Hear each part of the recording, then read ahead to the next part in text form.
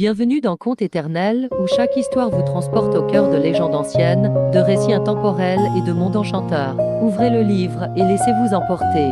Née à Hambourg mais élevée en Allemagne de l'Est, Angela Merkel grandit derrière le rideau de fer. Enfant discrète, passionnée par les sciences, elle rêve plus de physique quantique que de politique. Docteur en physique, elle passe des années dans un laboratoire à étudier la chimie quantique. Peu savent qu'avant la chute du mur, elle n'avait aucune ambition politique. Le 9 novembre 1989, le mur de Berlin tombe. Angela Merkel rejoint les foules célébrant la liberté. Cet instant change son destin, elle s'engage en politique dès le lendemain. En moins de 10 ans, la scientifique timide devient ministre. Surnommée Mouti, elle cache une force de négociatrice redoutable, capable de tenir tête aux dirigeants les plus puissants du monde. 16 ans à la tête de l'Allemagne, sans scandale personnel, guidée par le pragmatisme. Angela Merkel prouve qu'on peut changer le monde, sans élever la voix. Connaissez-vous cette légende? Likez si vous avez aimé, ainsi que partagez avec vos amis qui aiment les contes éternels. Né en 1858 à New York, Theodore Roosevelt était un enfant asthmatique. Les médecins le croyaient condamné, mais il décida de sculpter son corps et son courage. En 1884, le même jour, sa mère et sa femme meurent. Brisé, il part dans le Dakota, affronte tempête et hors-la-loi, et revient plus fort que jamais. À la guerre de 1898, il mène les Rough Riders à la charge de San Juan-Hill. Son courage le propulse vers la présidence.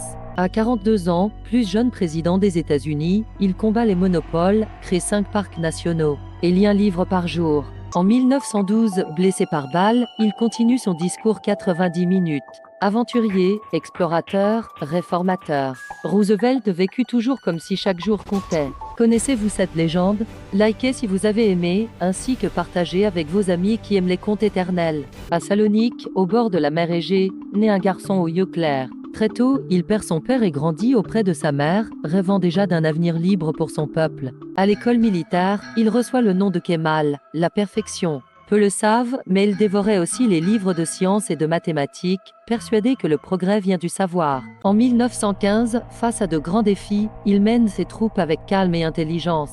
Ses décisions changent le cours des événements et marquent les esprits. Après la chute de l'Empire, il rassemble les siens, proclame la République en 1923 et trace les bases d'un pays moderne. Il dessine même des écoles, imaginant un futur éclairé. Jusqu'à ces derniers jours, Atatürk modernise la langue, ouvre la voie à l'égalité et sépare la foi de l'État. Son héritage continue de guider la Turquie. Connaissez-vous cette légende? Likez si vous avez aimé, ainsi que partagez avec vos amis qui aiment les contes éternels. 1922, Butiama, sur les rives paisibles du lac Victoria. Julius Nyerere naît dans une famille de chefs locaux, entouré des chants et des traditions qui marqueront son âme. Adolescent, il parcourt chaque jour de longues distances à pied pour rejoindre l'école. Sa soif de savoir le conduit jusqu'en Ouganda, puis en Écosse, rare étudiant d'Afrique de l'Est à obtenir un diplôme à l'étranger.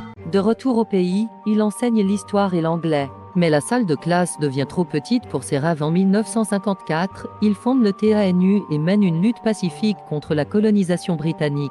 1961, le Tanganyika obtient son indépendance. 3 ans plus tard, il unit son pays à Zanzibar, faisant naître la Tanzanie et son projet d'Ujamaa, un socialisme africain fondé sur la solidarité. En 1985, il quitte volontairement le pouvoir, geste rare sur le continent. Jusqu'à sa mort en 1999, Julius Nyerere reste le Mwalimu, la conscience morale de l'Afrique. Connaissez-vous cette légende? Likez si vous avez aimé, ainsi que partagez avec vos amis qui aiment les contes éternels. Fils d'un employé des postes, Gamal Abdel Nasser grandit entre modestie et rêve.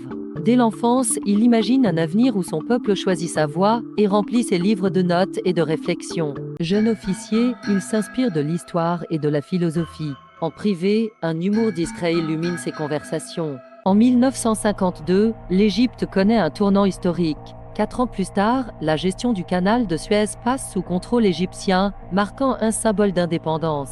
De Damas à Alger, les foules l'écoutent avec ferveur. Mais derrière le micro, l'homme s'interroge, peut-on vraiment unir des nations si différentes? En 1970, affaibli par la fatigue, il quitte la scène. Nasser laisse un héritage de dignité et de vision qui continue d'inspirer. Connaissez-vous cette légende?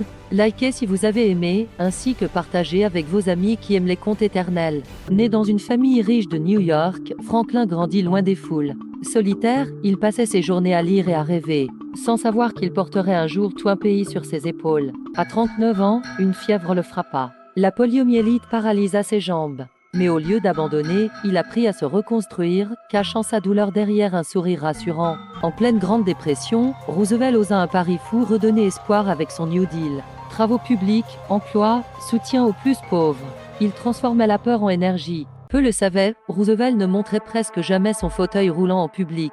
Soutenu par des béquilles et ses gardes, il avançait debout, pour que les Américains le voient fort. Alors que la Seconde Guerre mondiale embrasait le monde, Roosevelt guida son pays avec courage. Jusqu'à sa mort en 1945, il resta une voix d'espoir. L'homme qui refusa de plier, même face au destin. Connaissez-vous cette légende? Likez si vous avez aimé, ainsi que partagez avec vos amis qui aiment les contes éternels. Kwame Nkrumah naît en 1909 dans un petit village du Ghana, encore sous domination coloniale. Rien ne laisse présager qu'il deviendra un symbole de liberté. Jeune homme ambitieux, il part étudier aux États-Unis et à Londres. Là, il découvre les idées de justice sociale et du panafricanisme qui nourrissent son destin. De retour au pays, Nkrumah mobilise les foules. Par ses discours enflammés, il fait naître l'espoir d'un Ghana libre, et en 1957, l'histoire bascule, l'indépendance est proclamée. Premier président du Ghana, il ne pense pas seulement à son peuple. Nkrumah rêve d'une Afrique unie, forte et indépendante.